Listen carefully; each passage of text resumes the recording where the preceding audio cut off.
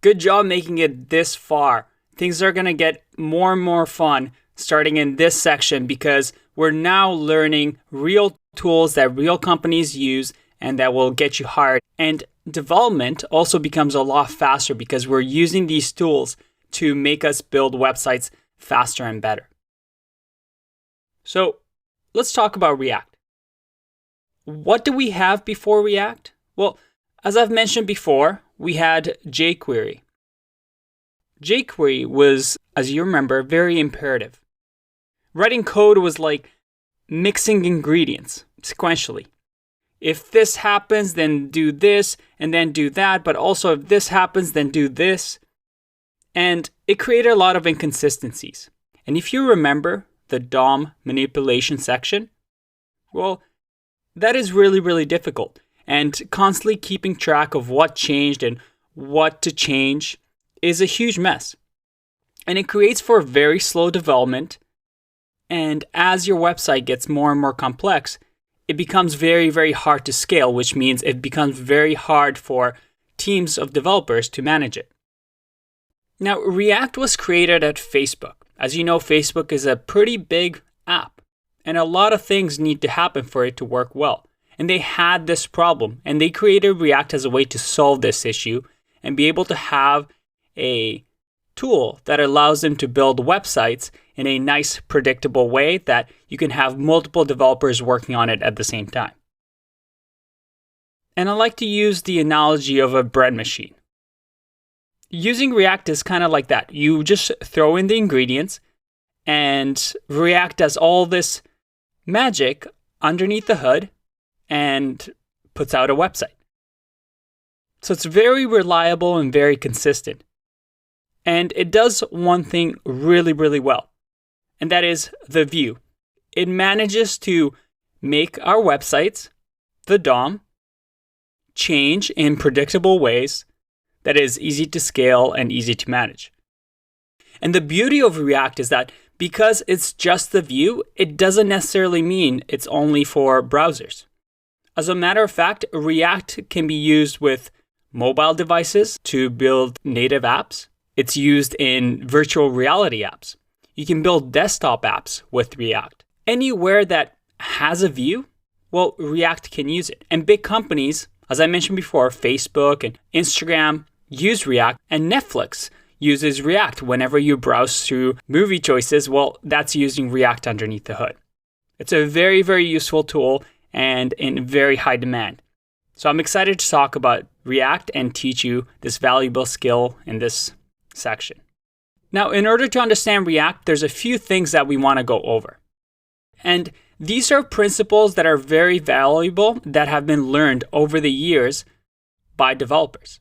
One is the idea of thinking in components. Up to this point, we've just built websites. Everything is just one JavaScript file, one CSS file, one HTML file. But wouldn't it be nice if the web was a network of these small components? Think of them as Lego blocks, where everybody builds a specific Lego block, and you just combine these Lego blocks to create your website. That is the idea that React established. Let's use this as an example. You first have atoms, which, as you can see here, are icons and little small indivisible elements on your website, such as images, there's some text, and you divide these into atoms. From there, you form molecules or combine atoms that have similar functionality, such as the navigation bar down here. You combine individual atoms to add some functionality. And then you have organisms, again, a little bit bigger than molecules that combines to a bigger scale functionality. And then finally, you have templates, the combination of these organisms to give you an idea of how your app or website should look.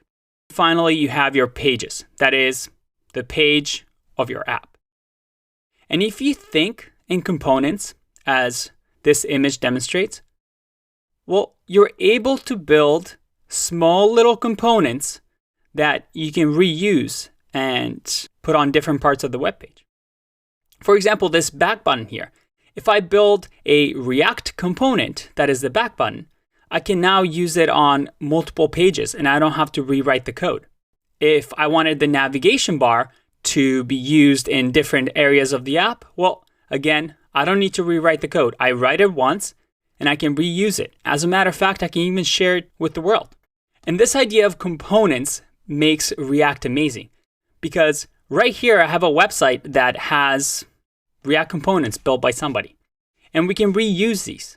And it's not just CSS and HTML, but real functionality, such as navigation bars and sign-in forms. I can just download this React component and attach it to my website. And because of the way React is structured, it doesn't really need to know about the rest of the web page. It's just its own Lego block that works by itself. By reducing dependencies on other parts of the website, I can just plug this anywhere I want. Another important concept with React is the idea of one-way data flow. The best way to describe it is by looking at this tree-like structure. In here, you see that we have a parent, some children, and then those children have their own children, and those children have their own children. And the idea with React is that data flows from top to bottom and never the other way around. That is, if these red, let's call them components, change, well, in that case, only their children know about the change.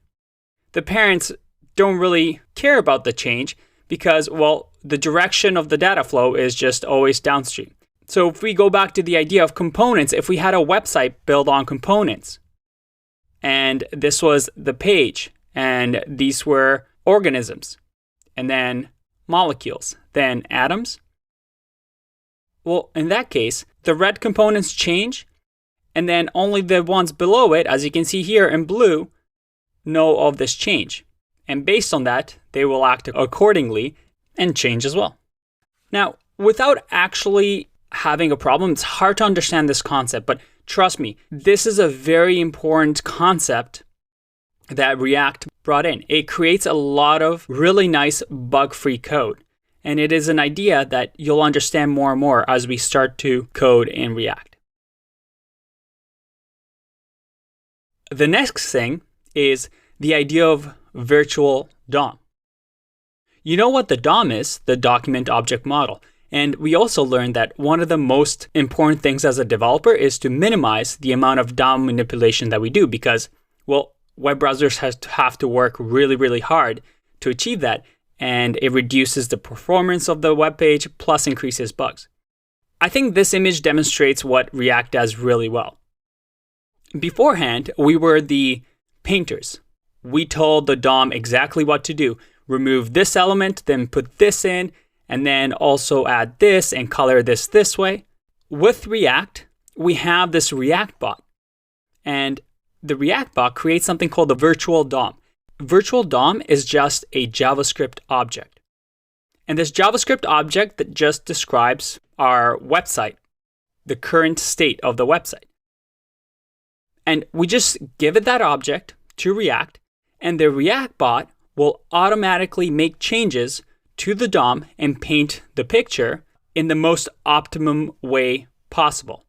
So we just tell it, hey, this is the object, this is what we want in the DOM, and the React takes care of DOM manipulation for you. Remember how annoying it was to do query selector all, then grab elements by ID, and then doing all these event handlers? Well, React takes care of that. So again, the virtual DOM is just a copy of the DOM that's in a JavaScript object, and then React, underneath the hood, just changes the view. And that's why it's able to work outside of browsers, and you can use things like VR and mobile devices because React is the machine, and what the canvas is on, well, we can change the canvas to whatever we want. Finally, React has a great ecosystem.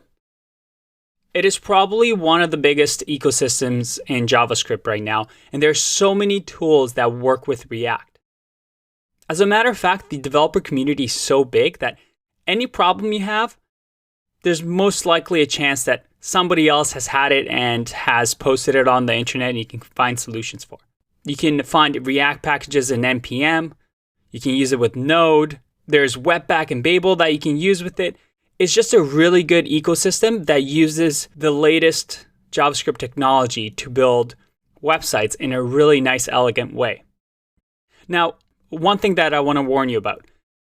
In this section, we're going to see code like this. And it's going to look very strange at first. It's like the same way when you looked at JavaScript the first time. It seemed like a whole new different world. It will when you first look at this. But trust me, knowing what you know about JavaScript, this becomes really, really easy. You have classes that extends the React component, and this is how we build components. We have constructor, again, that we've seen in advanced objects. And then each class has a mandatory render function that you just tell it what this clock should render. And as you can see, it looks like HTML, isn't it?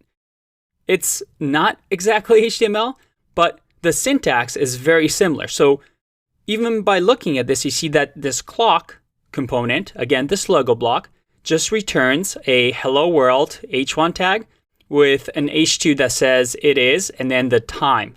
Again, just to give you a heads up, you're going to hear words like props and state and React components, but these are just language syntax that you'll learn, and it's actually quite easy once you get used to it. So don't worry, this is all going to make sense by the end of it. And you know what? We're going to be building a pretty cool app. It's called RoboFriends. And we're going to build this app that, well, searches through your robot friends. And you can find their contact information. And as you can see, it updates live. It's super fast. It's responsive. It's going to be a lot of fun. And we're going to build this pretty fast just to show you how powerful React is. All right. I'm really excited to get into this section. You're going to have a lot of fun. I'll see you in the next one. Bye-bye.